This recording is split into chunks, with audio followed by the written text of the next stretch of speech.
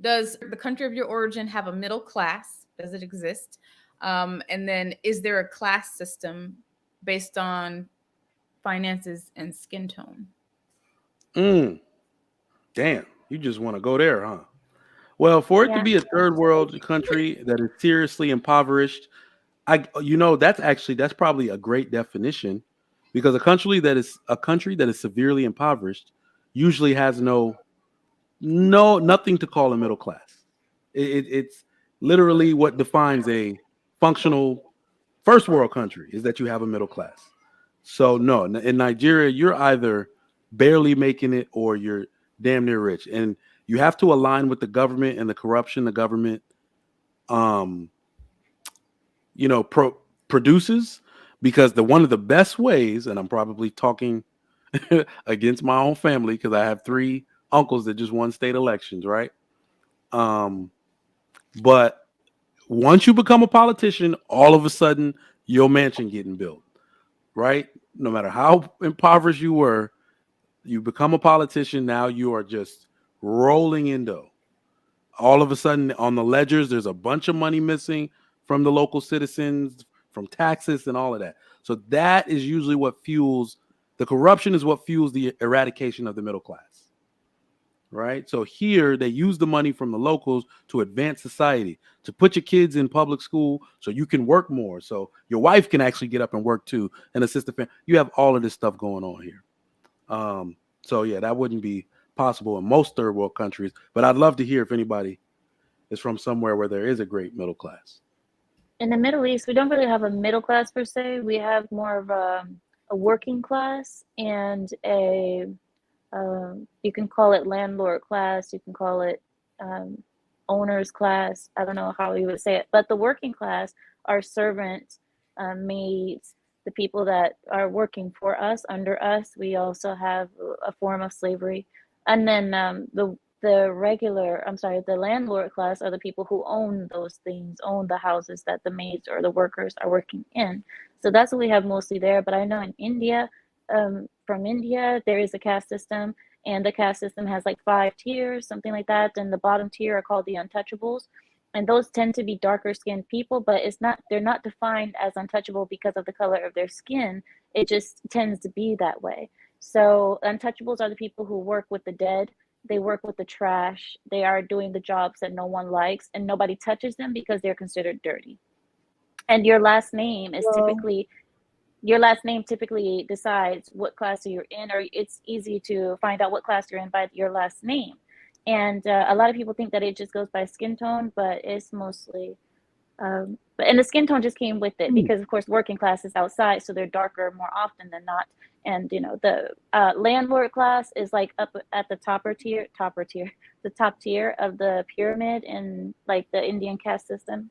You have the teachers, the lawyers, the landlord class, and you have, I believe, the top is like doctors. I believe the top is a doctor class, and so yeah, that's how that works with the class system and caste system.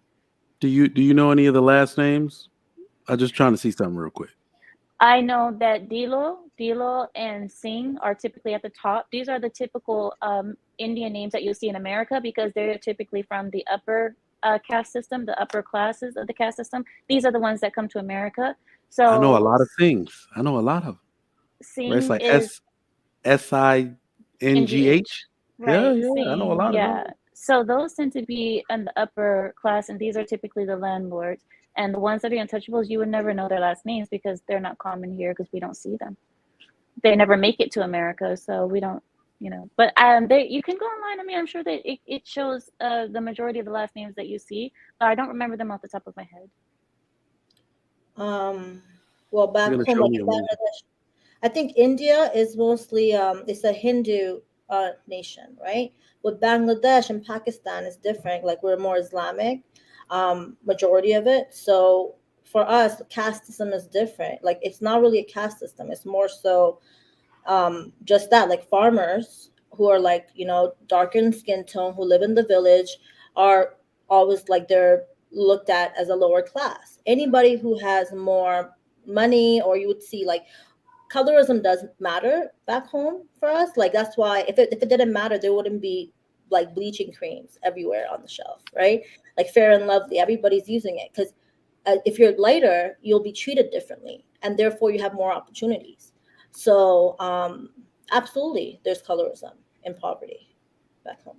Well, we discussed that earlier about how it was ingrained in the agrarian society before the Industrial Revolution hit. Most of you were on that panel when we discussed that back in the day it was the people that stayed indoors got lighter skin because they weren't exposed to the sun, and the people that were poor, Amir brought this up, would stay out and work in the fields and they would get darker. And that's how it worked for centuries before the Industrial Revolution allowed us to start pushing ahead. The caste system in India, I mean, I've studied it. It's horrible. That's horrible for certain individuals. Just because you're born this way, you're automatically untouchable. From what I've been learning about and reading, I've never been to India, but they are trying to move away from that, aren't they? Well, they're not allowed to marry. Oh, sorry, there's an Correct. echo. Yeah, Sorry, that's Riley. so You're not allowed to. Yeah, you're not allowed to marry outside of your class, and if you do marry below your class, then you are now considered below. You are not. Correct. There's really no upward movement in class, But and aren't that's you the same guys in North trying to- Korea. Aren't you all trying to like break that? Aren't the liberals of your country trying to say there's no more caste system? We should, become more egalitarian? Yeah, they are trying to break that system and try to say like the untouchable should not be considered untouchable because they're humans and you're treating them like animals. And but the thing is that those kind of ideas still stick with the people, mostly with the older generation. The new generation is moving past that. You're correct. I'm not Indian, by the way, but still. No, but I you see know a what you lot mean. about it, more than I do. I do. I Yes. do. So, I mean, it's once again my main persona here in most of these conversations is that all this bad shit's happening, but we are, as a species, trying to get better. It's just slow. Yeah. But we are trying. Don't lose hope, guys. We are trying. And I have a lot of Asian friends, none of which wanted to come on the panel tonight. But one of my friends is Filipino, one is from Korea, and they say that there is a stigma against having darker skin, so they will bleach their skin there. I hate to say this out loud, but my friend who is Filipino, she said they call like Asians from like Cambodia, they'll call them like jungle Asians, and then they have like their city Asian. So they'll like label each other based on their complexion, just because, again, they're outside working in the field, so they're considered like lower class. So same thing in Asian countries, and they do use the bleaching